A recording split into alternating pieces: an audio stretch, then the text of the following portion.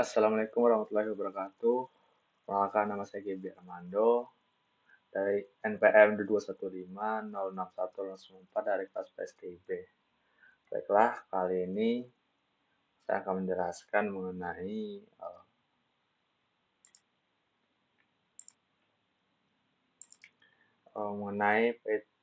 yaitu direktori yang terdapat pada Linux.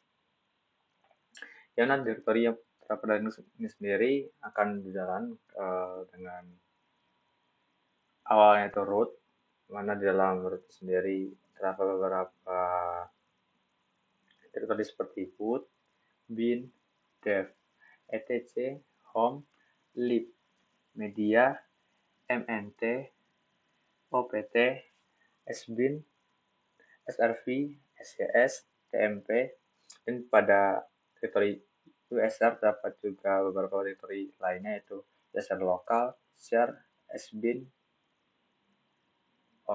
lib, dan di dalam USR lokal terdapat juga USR lokal bin, USR lokal sbin, USR lokal lib, dan ada direktori terakhir itu var yang mana di dalam var sendiri ada direktori lainnya yaitu var run, var log, var log, dan var tmp.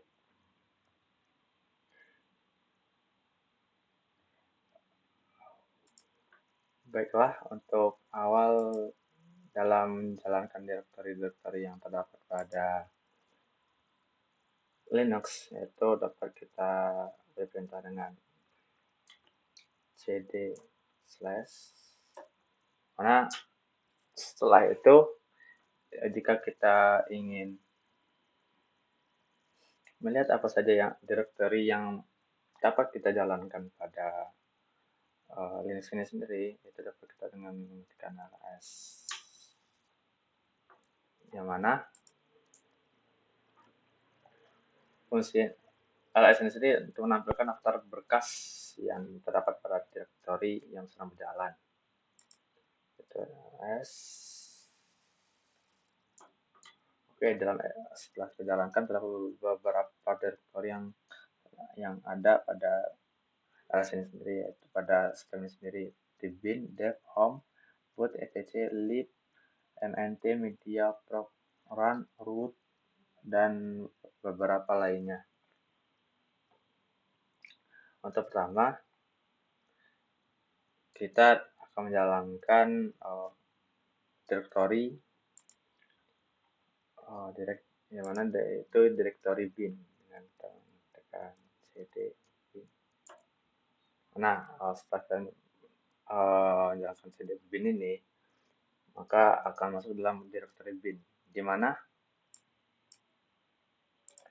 direktori bin ini sendiri fungsinya itu direktori yang berisi bekas binar, yang mana untuk menjalankannya perintah-perintah dasar seperti ls, cp, dan mv. Kemudian kita akan menjalankan direktori boot.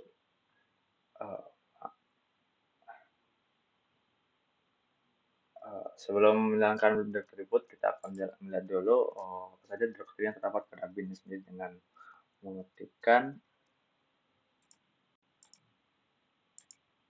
yaitu ls, yang mana ls ini seperti fungsi sebelumnya itu untuk menampilkan daftar direktori yang terdapat pada suatu direktori. Nah, ketika kita mengetikkan terdapat banyak hal atau banyak direktori yang terdapat pada direktori bin ini. Nah, seperti yang terdapat di layar, ada beberapa seperti ada fpwd dan segala macamnya. Untuk melihat direktori yang terdapat pada direktori lain, kita akan menjalankan direktori pada boot. Nah, sebelumnya kita akan keluar terlebih dahulu untuk keluar dari direktori bin ini. Oke.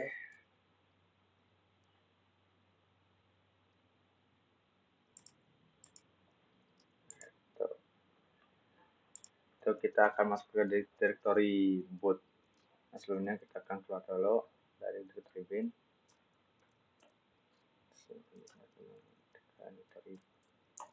Oke, kali ini kita sudah masuk dalam direktori boot. Nah, untuk cek direktori yang terdapat pada direktori boot ini sendiri, itu dapat terdapat beberapa direktori yang terdapat pada boot ini, yang mana boot ini sendiri berfungsi untuk berkas yang telah perlukan untuk proses booting, seperti konfigurasi bootloader dan kernel, yang mana berkas-berkas tersebut akan disimpan pada boot ini. Selanjutnya kita akan masuk ke direktur lainnya. Sebelum itu kita akan keluar terlebih dahulu.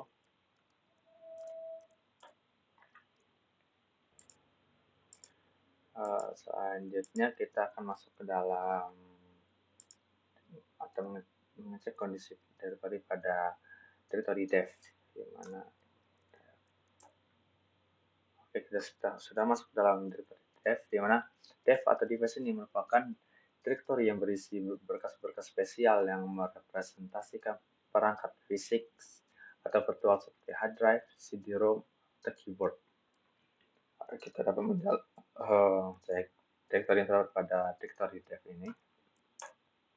Terdapat banyak direktori seperti AutoFS, page, port, dan beberapa direktori lainnya, yang mana ini akan diisi dengan oleh berkas spesial seperti hard drive dan lainnya.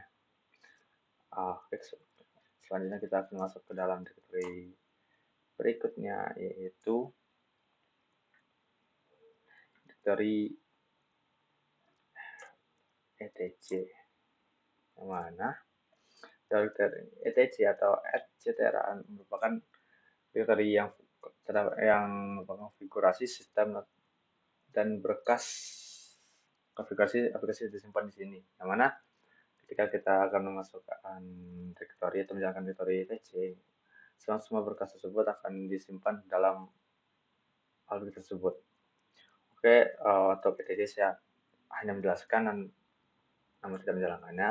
Hanya kita akan masuk ke dalam direktori home, mana direktori home ini sendiri merupakan rumah bagi pengguna atau merupakan sebuah tempat user yang mana tempat ini bisa dikelola dengan sendirinya. Yang dapat kita lihat pada video saya sebelumnya, yaitu pada perintah dasar, mana direktori yang saya jalankan pertama itu Armando, yang mana Armando ini sendiri termasuk dalam direktori home. Jadi home ini sendiri merupakan sebuah direktori yang pasti atau akan dimiliki semua pengguna. Selanjutnya kita akan masuk ke dalam direktori lib atau library. Oke, sudah kita masuk dalam direktori library, gimana direktori library ini merupakan direktori yang dalam berkas yang diperlukan oleh perpustakaan, yaitu library yang digunakan oleh berbagai program yang disimpan pada direktori ini. Kita akan cek direktori apa aja yang terdapat pada lib. Kalau kita lihat terdapat banyak sekali direktori yang atau berkas yang terdapat pada direktori lib ini sendiri. Oke, kita coba lanjut ke dalam direktori lainnya. Selanjutnya kita akan masuk ke dalam direktori media, yang mana direktori media ini adalah tempat di mana perangkat penyimpanan portable seperti USB drive dan CD-ROM biasanya di-mount di dalam saat mereka digunakan. Itu media.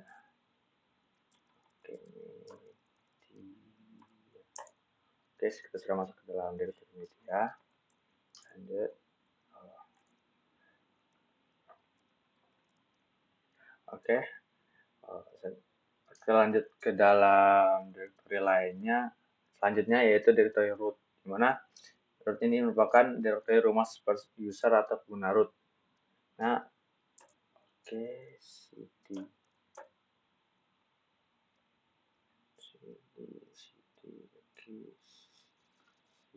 root. Oke, jadi untuk cd root ini kita memerlukan sebuah perizinan terlebih dahulu, karena tidak bisa root ini merupakan sebuah direktori yang cukup penting atau vital yang terdapat pada Linux ini sendiri. Oke, kita bisa lanjut ke dalam direktori lain saja, yaitu direktori tmp. Mana direktori tmp ini sendiri atau temporary ini sendiri yang merupakan direktori untuk menyimpan berkas sementara. Nah, isinya dapat dihapus tanpa risiko. Jadi, ketika kita memiliki sebuah berkas dan berkas itu sendiri kita belum tahu atau belum pasti memasukkan di dalam sebuah berkas mana, berkas tersebut dapat kita simpan terlebih dahulu ke dalam direktori TMP atau temporary, yang mana ketika berkas tersebut kita sudah menemukan tempat berkas atau tempat penyimpanan yang akan digunakan selamanya, atau ada berkas tempat penyimpanan yang sesuai dengan berkas tersebut, maka kita dapat mengambilnya lagi dari tidak yang terdapat diambil lagi dalam direktori TMP ini.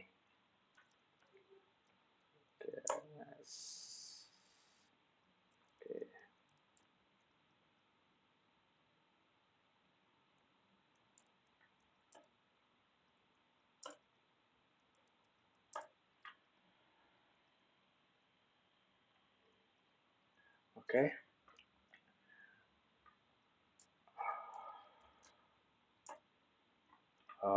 Baiklah, hanya saja backup hanya itu berikut beberapa penjelasan mengenai direktori yang terdapat pada Linux sendiri.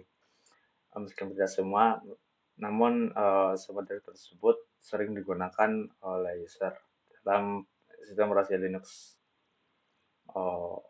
Hanya itu yang dapat saya jelaskan. Jika ada kata-kata yang salah atau penjelasan saya yang belum paham mengenai direktori yang tersebut, saya mohon maaf. Saya ucapkan terima kasih. Assalamualaikum warahmatullahi wabarakatuh.